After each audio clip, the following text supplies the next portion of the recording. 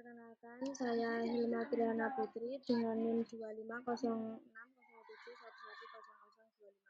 Di sini saya akan menjelaskan Introduction Komputer materi 1 sampai dengan 9. Yang pertama ada tentang internet. Jadi, internet adalah jaringan global yang menghubungkan jutaan bisnis, instansi pemerintah, lembaga pendidikan, dan individu di seluruh dunia. Adapun beberapa kegunaan internet yaitu untuk berkomunikasi antar sesama manusia, lalu ada kegiatan jual beli secara online, untuk akses informasi, dan juga sarana hiburan. Selain itu, internet juga bisa untuk transaksi keuangan.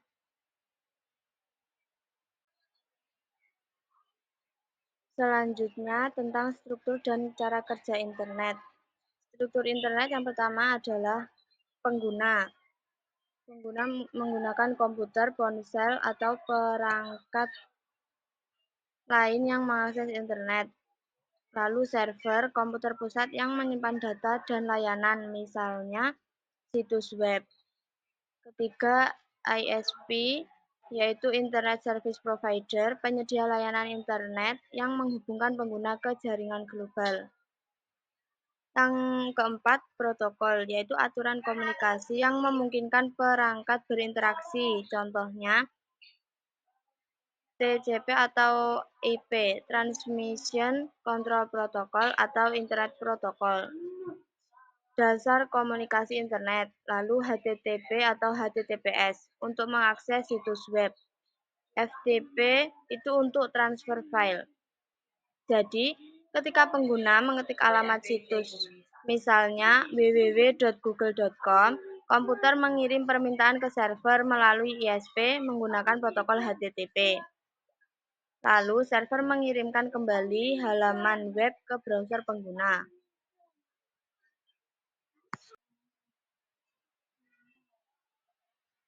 Selain itu, internet juga memiliki manfaat dan juga resiko. Yang pertama, manfaat internet, edukasi, yaitu pembelajaran daring, perpustakaan digital, dan juga e-learning. Yang kedua, bisnis, untuk promosi produk, layanan pelanggan online, dan transaksi digital. Manfaat untuk pemerintahan yaitu pelayanan publik berbasis e-government. Lalu kesehatan, telemedicine, dan informasi kesehatan online. Yang kelima, sosial, mempererat komunikasi dan kolaborasi lintas negara. Selain internet bermanfaat, internet juga memiliki resiko antara lain keamanan data, potensi pencurian informasi pribadi, penyebaran berita palsu, penggunaan berlebihan dapat mengganggu produktivitas, dan juga data pribadi sering disalahgunakan tanpa izin. Selanjutnya, application software. Application software adalah program yang digunakan untuk melakukan tugas tertentu, bukan mengatur sistem. Jenis-jenis aplikasinya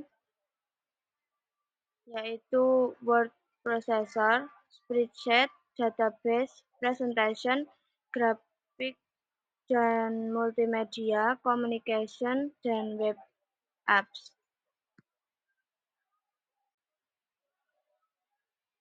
Lalu, cara memilih aplikasi yang pertama sesuaikan dengan kebutuhan. Bandingkan fitur dan harga, dan pastikan kompatibel dengan OS. Lanjut tentang World Wide Web. www adalah sistem halaman web yang saling terhubung melalui internet, diakses dengan browser seperti Chrome, Firefox, dan Edge. Komponen utama web, yang pertama website, yaitu kumpulan halaman web, URL, Uniform Resource Locator, yaitu alamat web, Selanjutnya hyperlink, tautan ke halaman lain. Contoh mesin pencarinya seperti Google, Bing, Yahoo, dan lain-lain. Gunakan kata kunci dan operator pencarian untuk hasil yang akurat. Jenis situs webnya yaitu portal, berita, bisnis, pendidikan, hiburan, sosial media, blog atau wiki, dan e-commerce. Selanjutnya sistem unit.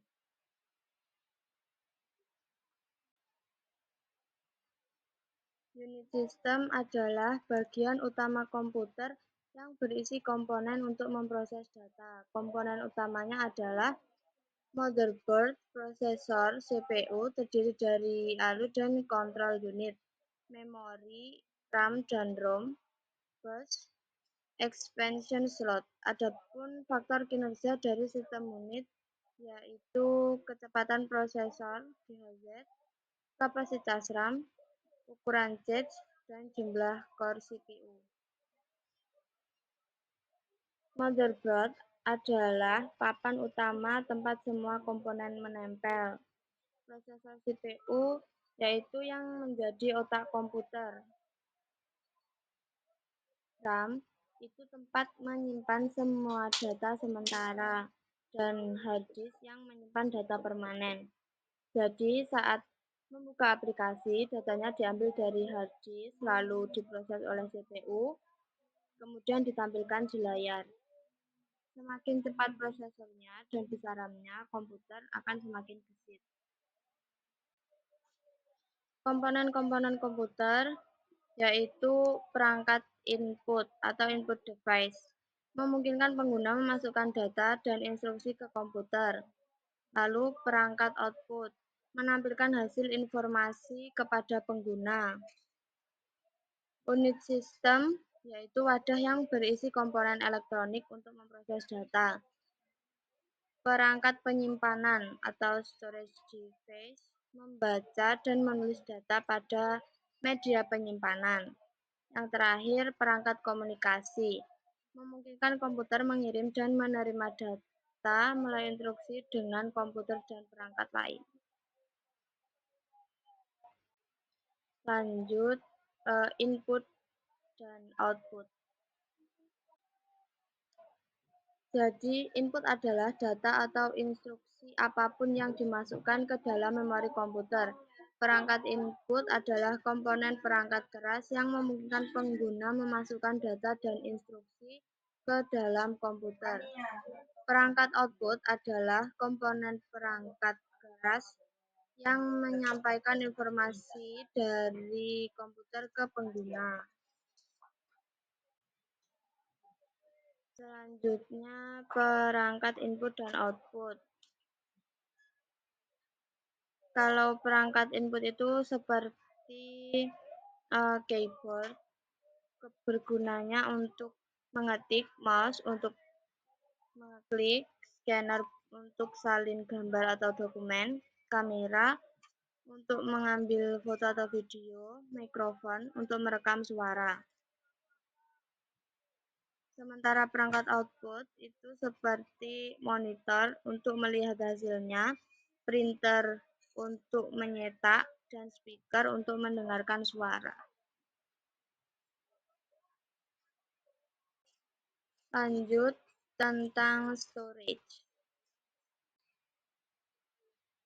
Penyimpanan adalah media dan perangkat yang digunakan untuk menyimpan dan mengambil data, instruksi, serta informasi. Perbedaan memori dan penyimpanan. Penyimpanan menyimpan data untuk penggunaan di masa pendatang jangka panjang. Memori atau RAM menyimpan data sementara saat komputer sedang digunakan.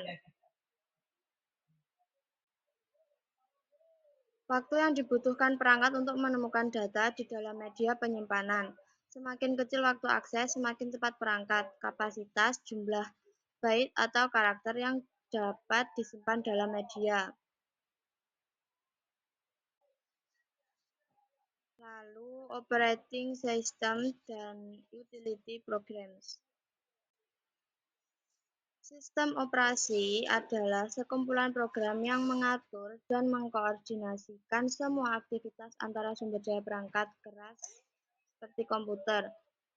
OS bertindak sebagai pengendali utama dari seluruh sistem komputer. Sistem operasi berfungsi untuk menyalakan komputer atau booting, mengatur keamanan sistem, mengontrol jaringan, mengakses web, memantau kinerja komputer, menjadwalkan tugas dan mengkonfigurasi perangkat, mengelola memori, mengatur program, dan menyediakan antarmuta pengguna user interface. Tentang karakteristik sistem operasi.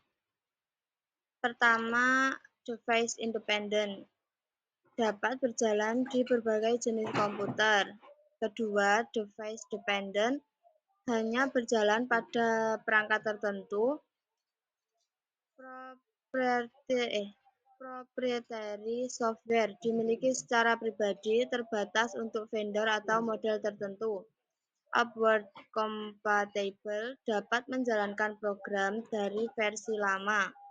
Downward compatible versi lama dapat mengenali program dari versi baru. Yang terakhir yaitu communication and networks. Komunikasi komputer. Jadi apa sih komunikasi komputer itu? Intinya cara komputer saling berkomunikasi. Satu komputer bisa mengirim data, instruksi, atau informasi ke komputer lain. Contohnya, mengirim file lewat email, menonton video YouTube. Komputer bisa menerima data dari server YouTube. Supaya bisa saling terhubung, dibutuhkan perangkat pengirim atau sender, perangkat komunikasi, modem, router, atau Wi-Fi. Saluran komunikasi, kabel atau nirkabel, perangkat penerima, receiver.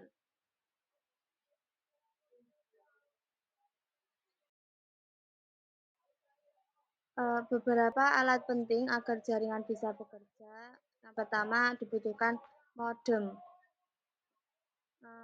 Berfungsi untuk mengubah sinyal digital jadi analog supaya bisa dikirim lewat telepon atau sebaliknya. Lalu router mengatur arah lalu lintas data antar jaringan. Switch atau hub menghubungkan beberapa komputer dalam satu jaringan. Access point menghubungkan perangkat ke jaringan Wi-Fi. Network Interface Card atau NIC, kartu jaringan di komputer atau laptop supaya bisa terhubung ke internet.